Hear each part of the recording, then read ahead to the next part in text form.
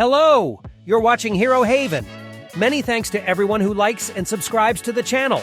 Let's go! Spider-Man 4 is one of the few modern Marvel projects that you want to talk about and theorize about the film's plot. It remains a mystery for now, but there are already a few clues, both from the past parts and from Marvel's statements. Based on them, we can speculate about who the villain will be and what the sequel will be about in general. That's what we're going to do in the next couple of minutes. No leaked news or rumors, just a flight of fancy, logic, and plot holes. One is that there is no way home behind the return of the old spiders and the multiverse showdown.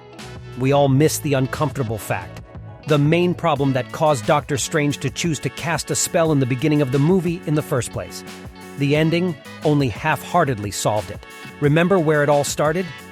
It was Mysterio who at the end of Part 2 blamed Spider-Man for his murder and revealed to the world that Peter Parker was hiding behind the mask. At the end of the third installment, Strange made everyone forget that Parker was Spider-Man, except that solving the problem wasn't part of the deal. No one has forgotten Spider-Man as a character, and as a consequence, there are still a bunch of people walking around the planet thinking that Spider-Man is a killer. The Guardians of the Galaxy finale prepares to squeeze tears from Marvel fans in advance because Rocket's life is on the line.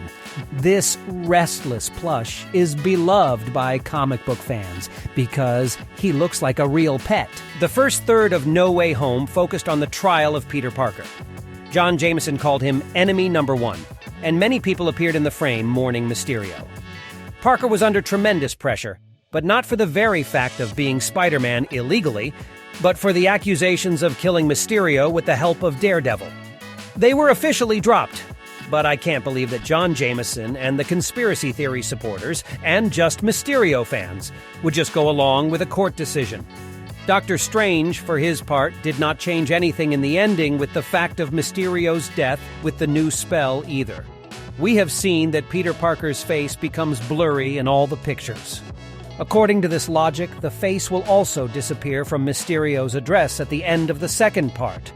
But no one erased the fact of the character's potential murder at the hands of Spider-Man from the memory of the masses. So much for the first plot detail that Marvel will have to pay attention to in Part 4. Yes, most of the authorities' decisions and Spidey's innocence will be believed, but the same John Jameson will definitely not rest, and will continue to tarnish Spider-Man's image. He'll have a better reason to do so than in the Tobey Maguire trilogy.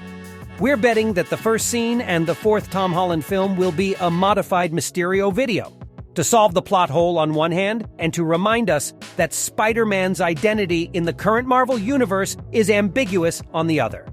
Most likely, the intro will also show us what the battle on the Statue of Liberty looked like from the perspective of ordinary people, given the spell cast by Strange.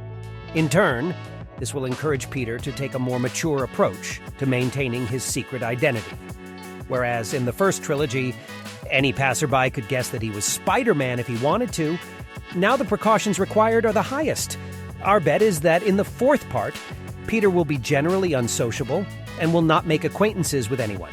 This is important because Tom Holland has finally risen to the level of the first Tobey Maguire film. He is no longer a schoolboy but a student. And remembering what the romance with Zendaya and Ned will lead to, Parker will look for new potential friends like Fire. Well, they, in turn, will impose themselves. All the logic in the world screams that Marvel needs Harry Osborn in Spider-Man 4. In the comics, he was Peter Parker's best friend, just as he was at university. Oh, and Harry's subsequent transformation into a villain, as he was in the Raimi trilogy, is too juicy a plot arc to ignore. It's been almost 10 years since the last movie in which Harry, played by Dan DeHaan, appeared. During that period, from 2007 to 2017, Marvel changed 3 actors as Spider-Man and Harry Osborn. Surely you could have rebooted at least once in such a long time. But the problem is that the move is really too obvious. We all know the habits of the current movie fan. For him, obviousness has inexplicably become taboo, and he would rather lead the James Franco universe of movies to play Harry's stake than just give Harry Osborn with another actor. The timing of the character's appearance at a glance also plays the Green Goblin William Dafoe. He was, it seems, already the main villain, No Way Home. However, plot-wise, making a movie where Peter Parker meets Harry Osborn in the Norman Osborn version of his universe is easy and very cool. Just imagine Tom Holland being horrified to see a version of Norman from his universe where he, for example, is actually the kindest man for a couple of movies. Parker is scared shitless of him and constantly suspicious of him. Well then, when he is finally convinced of his innocence, through the will of fate and a well-written script, Norman turns into the Green Goblin in this world as well. Emotionally, you can make such a swing that people will be carried out of cinemas on a stretcher, but in reality, we are all aware that Marvel now writes scripts and takes interns so as not to overpay. If Avengers 5 is written by a man who has had Ant-Man 3 and the 2, 5 series to his credit, what hope is there for Christopher Nolan-level twists in Man 4?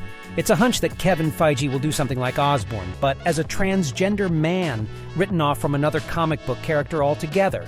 This was already the filmed face from the first trilogy, and the new trilogy is likely to be Harry Osborn by design, but his name will be different.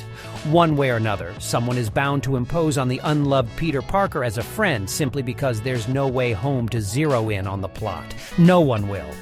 It would be very strange if Marvel brought back that Zendaya and Jacob Talon after such a touching ending in the fourth film. The pair will definitely show up on screen, but they'll be left out for at least one part. The Tom Holland franchise needs new faces, both story-wise and marketing-wise. Same with the love interest. Having said goodbye to the Zendaya in the last film, the reunion in the next one will look like a cheap comedy. A new lady, at least to flirt with Spider-Man, is needed. And there are plenty of options thanks to the comics. Churn, here we have Kitty Pryde from X-Men, lawyer Michelle Gonzalez, Gwen Stacy's sister Jill, and even Captain Marvel. Peter Parker in the comics is something, but we'd bet on his fling in the fourth movie, specifically with Black Cat. Simply because that character is not traditionally interested in Peter Parker in the first place, but specifically in Spider-Man. For the plot of the fourth part, where Parker will be a page of ordinary people, the option is ideal. And the exit to the love triangle in the fifth or sixth parts is going to be interesting. Well, let's start talking about the villains of the potential movie from afar, because it's not a particular character that matters in the first place, but the concept itself. For Tom Holland, the battle with Mysterio and the multiverse in No Way Home and the scene after the credits scream only one thing. It's time to get back out there, and not even in terms of more down-to-earth and, in a sense, weak villains, but in the sense that it's about time the villain got personal, as he has in all the films of the Tobey Maguire trilogy. By a strange coincidence, the Vulture Mysterio, whom Tom Holland fights, is actually Tony Stark's enemy.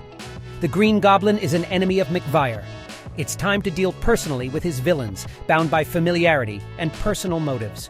Dr. Octopus in the 2004 film wasn't a threat on the Avengers level, but his familiarity with Peter Parker and purely philosophical issues made him one of the most memorable villains in history. I really wish Marvel would realize that you don't have to save the galaxy in every movie. You can purely script a cool villain. From Tom Holland's point of view, there is one option, Ned Leeds, who in the comics was once the Hobgoblin. The story is very similar to Parker's relationship with Harry Osborn, but it will have a twist in the current Marvel. Let's say No-Face becomes evil, just because Doctor Strange erased his memories of his best friend, without whom there is no. He'll go berserk. And Peter Parker in turn remembers everything, but can't do anything about the transformation of his old friend. It does look like that down-to-earth personal story, but the problems are traditionally two. The first is the screenwriters from the indie series halfway through, and the second is Jake Battle, whose appearance in no way evokes villainous vibes, really. The magic of cinema works such wonders that this moment seems quite workable to us. Well, to conclude, let's talk about a major detail that we really want to see in the fourth installment. That detail is the almost complete absence of references to the Avengers, Doctor Strange, and all manner of Kangs. The Conquerors, Marvel's Spider-Man, is traditionally in a knee-jerk position between Tony Stark and Nick Fury. And that worked fine when the movie universe itself was good. Now Phase 4 is fear and terror. And one really doesn't want Kevin Feige to take the movie away into another cameo by some Wakanda residents, with the goal of their solo movie getting a well-deserved 1 in 10 from audiences and no one being interested. The request may look ironic, as in other videos we've asked the opposite from Feige to give the project some connection to each other, but that's the point. Spider-Man hasn't traditionally had such problems. We've already seen enough of his connection to other heroes, except right now there are no heroes per se. Marvel had better deal with their Moon Knights and Kate Bishop first, in my opinion, and then throw Spider-Man into the mix. He needs as detached a solo movie as possible after No Way Home, if only to make sure that Frankenstein of nobody's heroes doesn't affect his ratings. And from a purely plot point of view, it's time for Tom Holland's character to stand on his own 2 feet, become independent, find his own personal villains, and evolve. I don't want one of the few remaining adequate characters to become a victim of yet another attempt to give the iron-hearted popular appeal.